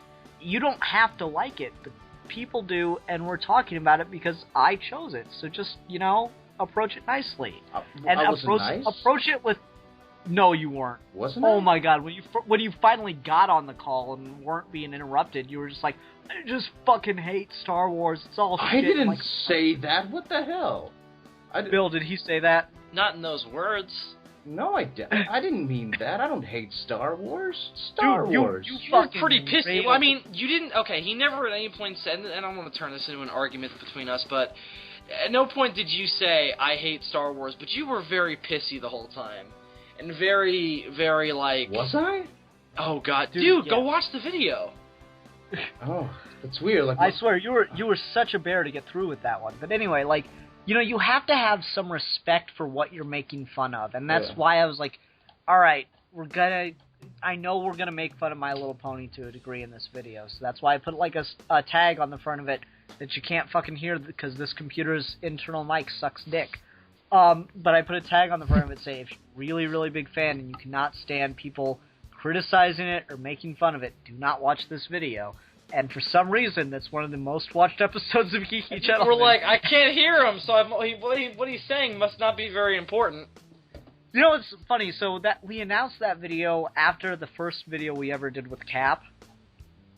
And in the comments, I eventually got one person who said, I really enjoyed it until you started being a dick about My Little Pony for no reason. I'm like, God damn it. So I don't want to be a dick to anyone's fandom. I'll make fun of Twilight all day. Like Twilight all you want, but you cannot disprove my point that it is porn. Well, then to an extent, you're getting into a bit of human nature, right? Like when you're writing, you're just expressing your personal thoughts, and everyone has to get to the point where they realize that nothing is flawless, and if you can't laugh at something you like, then you probably don't like it as much as you think you do. Yeah, because you're not having any fun with it. Yeah. Don't get me wrong, I like the Green Lantern movie. I laugh my ass off when people do some parodies of that. But, I don't... And here's a very specific thing. A lot of the jokes made about that movie, though, are just really mean-spirited and honestly not that funny. I might be biased, but, a lot of people just, oh, Parallax looks like a diarrhea cloud. Really? That's the best you can come up with to make fun of this movie? A diarrhea cloud made of, horrible, writhing human bodies. That's a fucking cool image. I don't care what anyone says. The writhing human bodies. Oh, yeah. Just ripping people off of the streets to make itself even larger is fucking awesome. Yeah. Anyway. No, so... I want to talk just a little bit more. We'll just do this really quick because I think we are at a really good point to wrap up, though. Alright, so favorite Mel Brooks movie, Young Frankenstein doesn't count because that's a given. I'll start, and I got kind of an odd one, I guess. For me, it's To Be or Not to Be, because it's kind of like Inglourious Bastards, but just not violent. Which is a weird thing to say, but it's a lot like that. It's just, it's kind of, it's not necessarily a parody, but it's kind of like a comedic version of the old, World War II movies, and Holocaust movies in general. And Holocaust movies. I think in a weird way, it's kind of Mel Brooks' most personal movie, because at times it's very, very heavy. There's this whole bit where they're trying to sneak all the Jews in this town out of Poland. And they're doing it in a theater full of Nazis. And they have this gag where there's like a clown car that all these Jews that have been hiding out in the bottom of the theater are escaping through, and they're literally walking through a theater full of laughing Nazi officers and soldiers, and Hitler's up in a fucking booth. So, very, like I said, very much like Inglourious Basterds in a lot of ways. And it's the last woman, this old Polish Jewish woman, gets out of the car, and she sees all the Nazis, and it overwhelms her, and she just starts crying, and she's like, she's having an anxiety attack, basically. And, like, this clown character that had been, like, on stage throughout the entire thing just, like, points at her and laughs and, like, grabs a yellow star from somebody and slams it on her and pretends that she's, like, this, crying Jewish lady that she is, and, quickly gets her out of the theater. And, like, for that couple moments where this woman's crying, even though there's a fucking clown on stage, your heart is just with her. You're really scared for her, even though the situation is admittedly pretty ridiculous. And even though 2 seconds later, Mel Brooks pretends to be Hitler and convinces all these other Nazis that have apparently been really close to Hitler. It's just, To Be or Not to Be is a really great movie of his. I think it's underrated, and I think it's a very personal film for him. I gotta watch that. It's really good. Hmm. Even though it begins with a fourth wall break and a Polish version of Sweet Georgie Brown. Georgie Brown, my God. Every word of Sweet Georgie Brown is in Polish except for the chorus line, Sweet Georgie Brown. So, there you go. How about you, Bill? This is tough. I'm gonna say Spaceballs. Mainly because, to me, it's just one of the most quotable movies ever. Like, I have just not... There are a few movies that I've quoted as much as Spaceballs, other than Young Frankenstein. And it's a very important movie because I remember seeing it very young and just sitting around with a bunch of my friends just dying at it and just loving it and loving how it was making fun of Star Wars and space movies in general. So I'm gonna say Spaceballs just because I just think it's such a fun movie. It's not quite... My only problem with Spaceballs is that it doesn't have the same thing as Young Frankenstein, where it doesn't quite have that, oh, the movie still works. There's no story in it that works despite the fact that it's a parody. I feel like at some points it's very reliant on what it's making fun of as opposed to just being its own thing. But you know what? It's making fun of Star Wars, and I think that's kind of okay. It's leaning on something gigantic, so it has some room to fall. And that scene where and the scene with like Spaceball, the flamethrower, it's a genius movie. And then the scene where it's like, comb the desert. Find anything? We ain't no. found No. We ain't found shit. They had a pick, too.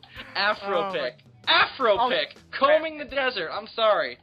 No Drewish allowed. I'll let the other two guys here do the Mel Brooks things, but I thought of two more things we got to talk about with Parody. Milan, you go. What? What's your favorite Mel Brooks movie, not counting Young Frankenstein?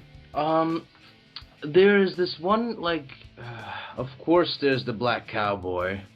Blazing Saddles. That's the one. Oh. And there's the one where... Stop interrupting me. Like, that whole film, like, it's where he parodies history, and... Oh, History of the World Part 1. That's the one. I love that one. Okay. Did they ever do a Part 2 to that? No, that's the joke. When does Part 2 come out? I've always been waiting. History of the World Part 1. Actually, it was really funny. A couple of years back, I think like 2004, they announced on, I think it was IMDb that did it. They announced History of the World Part 2 would be in production, and they, named all these, big A-list actors at the time that were going to be in it. And it took, a couple days for anyone to realize that they released that story on April 1st. I don't know why I just thought of this, but I just imagine Milan sitting in a movie theater, in the late 90s watching the Phantom movie, and the opening of the movie just goes, for those of you who came in late, Milan just shouting, "I fucking told you we should have gotten in here earlier!" I don't understand. I just had to get joke. that out. I don't know why that made me laugh so much. Okay. Steve, how about you? Mine's a pretty easy pick. The Producers. Oh, yes. I Wait, love the hold producers. on. Original or remake? Original. I think the remake is terrible. But Oh. Sad face. well, Actually, no. I like both. See, the thing is, I like Nathan Lane more than I like Zero. But, I mean, you gotta love Gene Wilder more than fucking Matthew Broderick. That's obvious. yeah. I just think that I love both, but I think I like the new one more, just because the songs make it work so much better. I don't know. I don't completely agree, but I guess that's another topic. The thing with the Producers I love is that it's so much fun. Just making fun of like Hollywood and Broadway in general.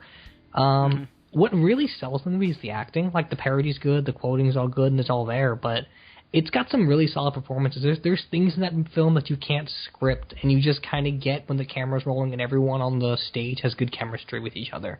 And that's what I really appreciate about it. There's a layer to that movie that you can only experience by watching it as a film and not reading it. I agree. Alright, so I thought of two things. I can't believe we got through this whole video without once mentioning Airplane. Oh, yeah. Which is almost the go-to parody movie. Young Frankenstein is what you watch once you have taste, but everybody starts with Airplane, I'd like to think.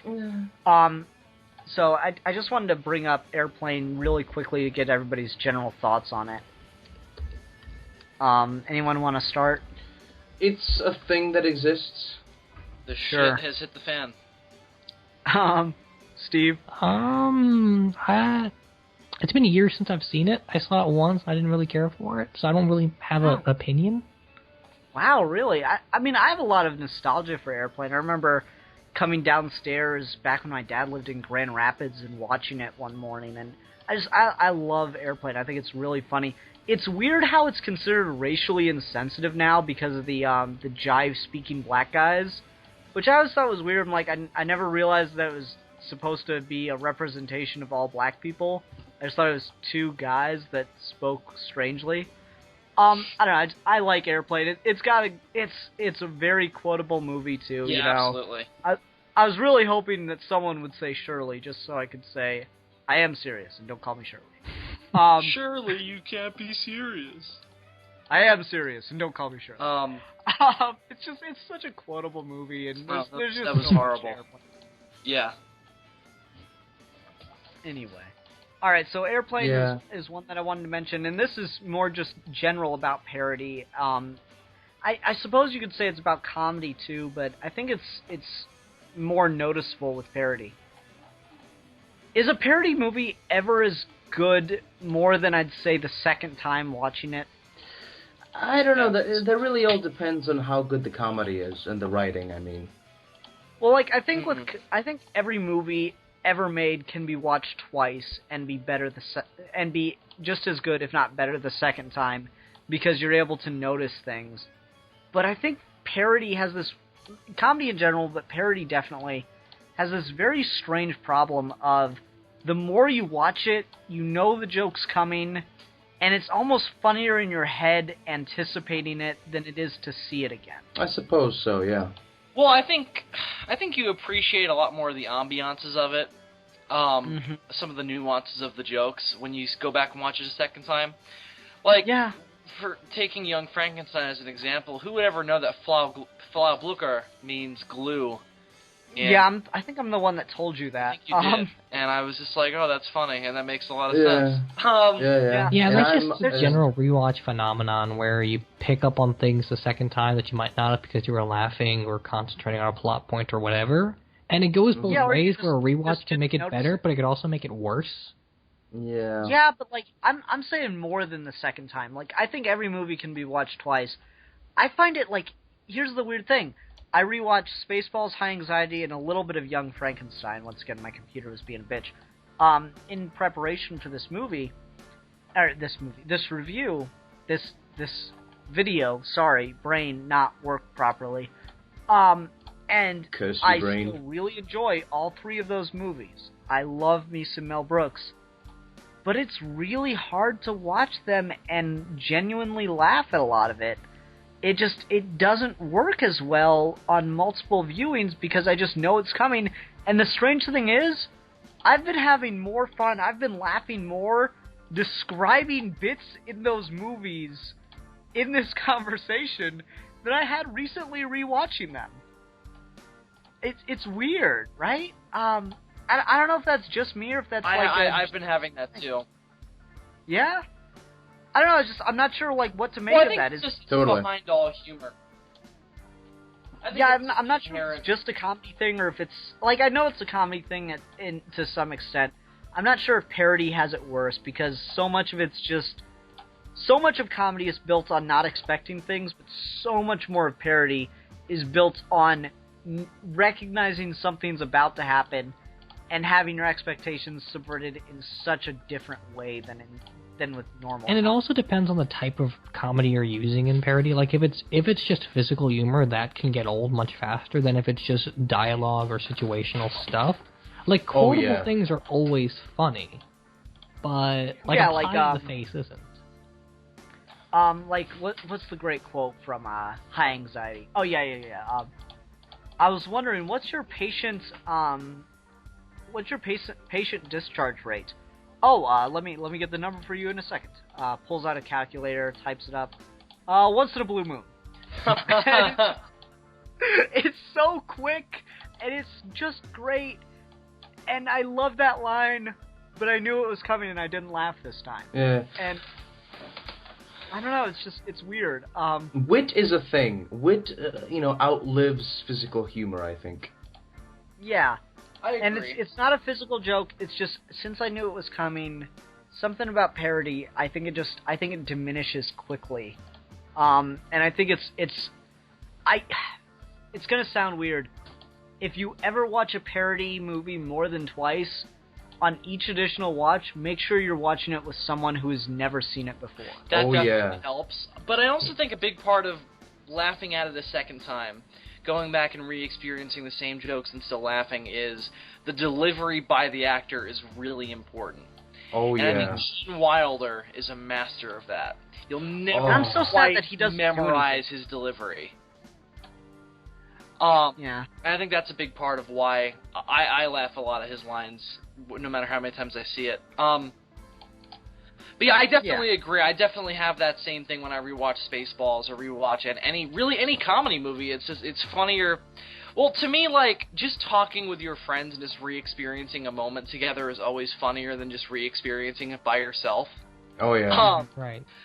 But I do think that that's definitely a factor, and it's kind of sad because it's you want to rewatch Blazing Saddles over and over again, and just fucking roll on the floor laughing every time. But it's not gonna happen. Yeah. Yeah. You need a funny person. You need a person there you need to feed off another person's laughter enthusiasm. is infectious. Indeed.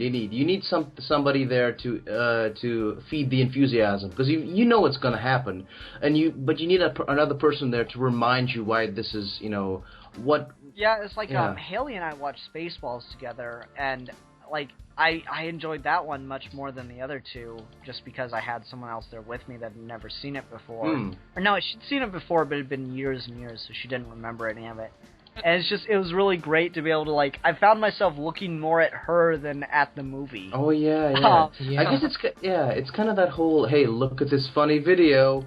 It's the joy of seeing somebody's reaction to something funny or scary than, seeing somebody else experience something that you love for the first time always makes everyone, happy.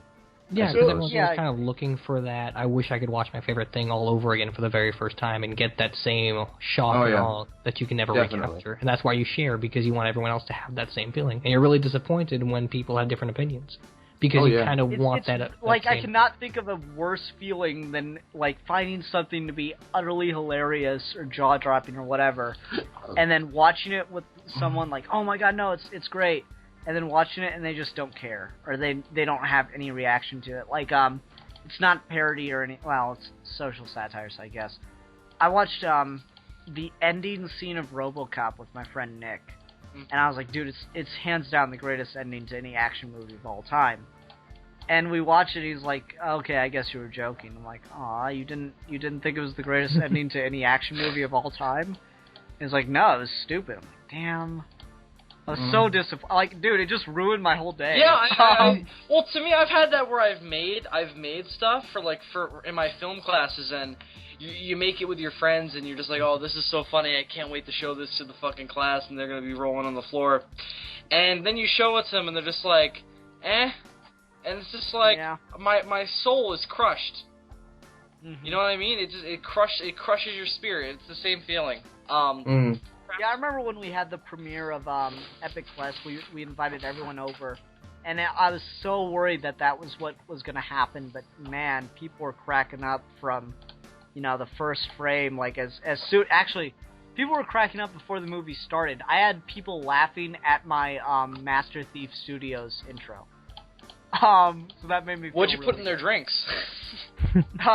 Mountain Dew. Well, that explains everything. Exactly. No, but like, all right, I think we're pretty much wrapped up. Does anyone have any final thoughts they want to get out about Parody? It is a fun thing that exists, and it makes the world a better place for it. Sure, let's go with There that. is one passing thought I'd like to get out there, as somebody who has attempted to make parody videos and stuff. It's one of the easiest things to do, but one of the hardest things to do well. Oh, yeah. I agree. Yeah. I like that. That's a really good one.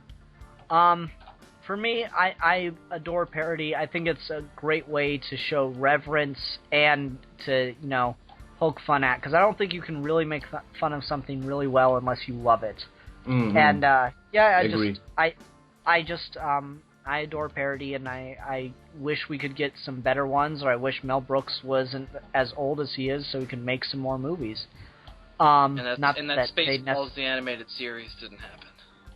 Yeah, anyway. That'd be nice. Steve, you're the only one that hasn't given final thoughts, so I'm going to put the pressure on you and make you give final thoughts. I guess just to kind of echo you, where you can't really love something until you're able to make fun of it, and you can't make fun of something until you really love it.